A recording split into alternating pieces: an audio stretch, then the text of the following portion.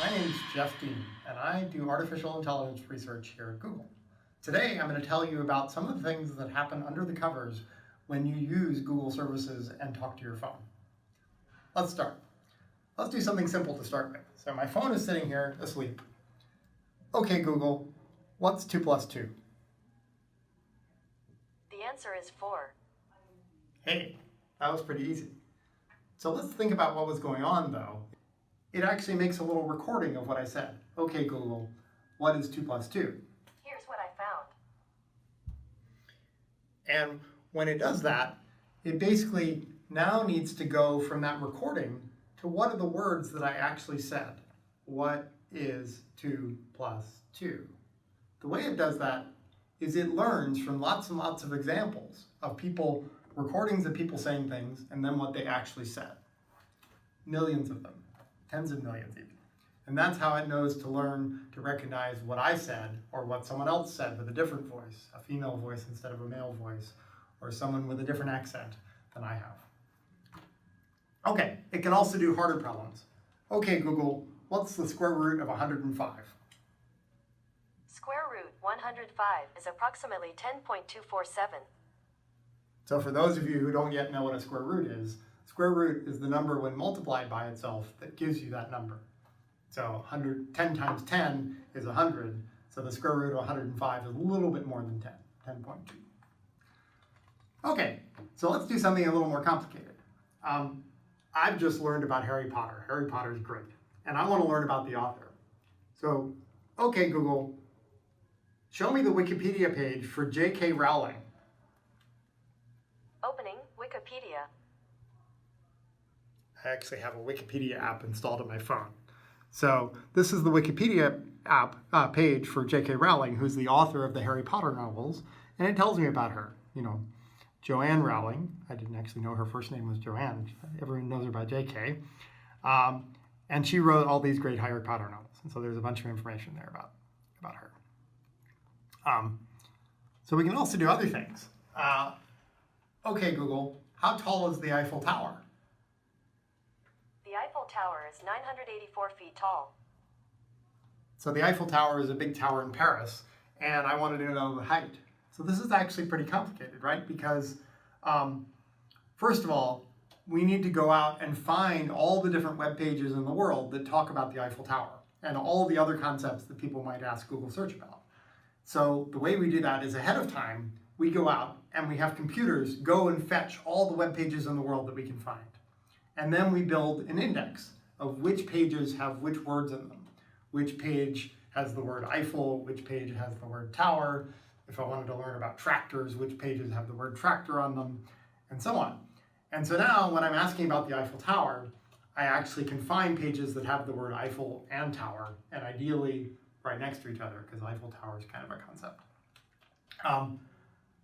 Then, because I said how tall is, it knows that I actually want the height of the Eiffel Tower. And so by understanding the words on those Eiffel Tower pages, we can actually figure out which ones are talking about how tall it is versus other things about it, and actually extract the information in feet or meters about how tall the Eiffel Tower is. And then it just showed it to me.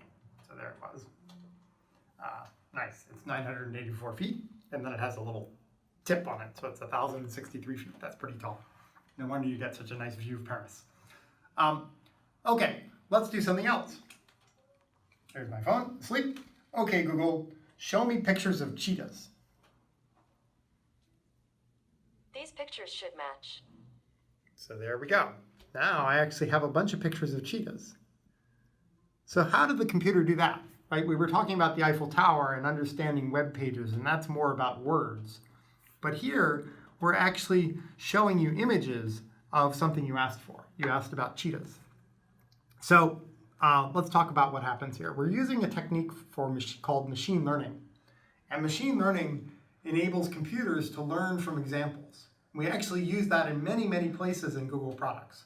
So the speech recognition system that I talked about first, where I was saying what is 2 plus 2, where we were learning from the recording to go from that to what is 2 plus 2, that's one kind of machine learning model.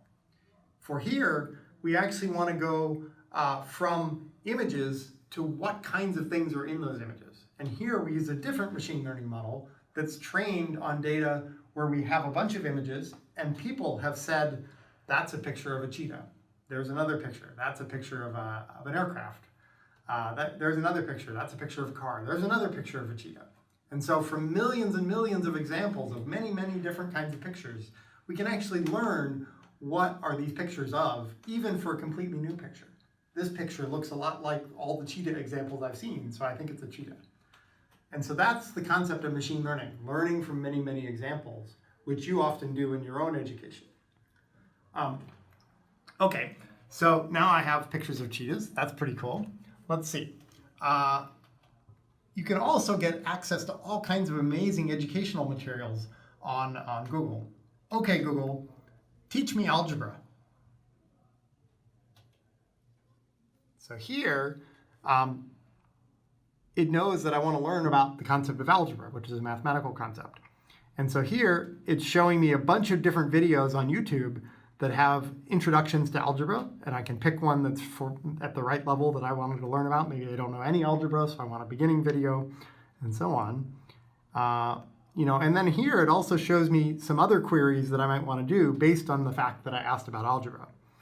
How to do algebra 1 step by step, algebra problems, what is algebra for kids, all kinds of things like that. So there's all kinds of great information there. Anytime you're a little stuck on a math problem or some sort of school concept, you can go to YouTube and often find educational videos about it, or go to the web and find sort of web pages that tell you step by step how to solve those problems. Google also knows about the physical world. And so I can do things like, how do I get to the Golden Gate Bridge? Okay, Google, how do I get to the Golden Gate Bridge? The best way to get to Golden Gate Bridge by car is via US 101 North and will take about 55 minutes in light traffic.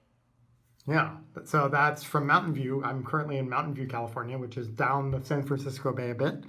And you can see it tells me how to get there. So there's a lot of information that we have to have in order to give you the directions to the Golden Gate Bridge. We have to know what the Golden Gate Bridge is, where it is. We have to know where you are. So most phones these days have something called a global positioning system in it that allows you to know within a few meters of where you actually are in the physical world. And it works by talking to satellites and understanding the timings of those signals. I won't get into that, but you can search for how do GPSs work. So this says if I have a car, I would take US 101. But actually, maybe I'm really interested in walking, or at least thinking about it. Oh, that's going to take me 13 hours. That's probably a lot. I could bike, then it would take me 4 hours. And we notice that it takes me on a different route here because it knows that these routes are safer for bikes. So it actually takes me around the waterfront where there's a really nice bike path there. I can also take public transit, and so it's finding the best route. Public transit in the Bay Area is not so ideal, so there's actually like 6 bus changes. But there's lots of different ways I can do that. We also know about things like, okay, Google, what are restaurants near the Golden Gate Bridge?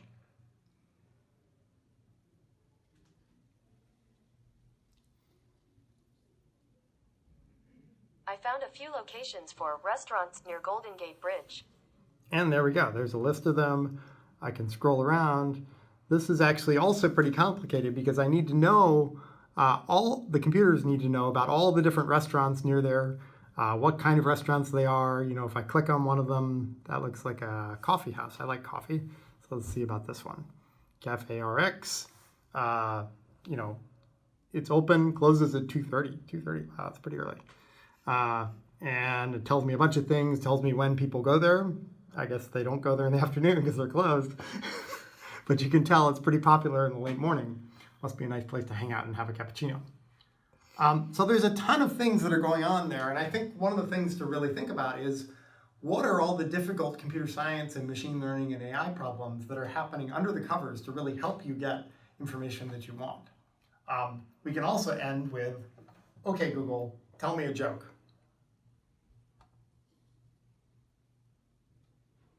What's a deer's favorite dance? The do-si-do. Ha! Not bad. Okay. Thanks. I hope you've enjoyed this, and You should learn and study about these kinds of concepts because they're very important in the world.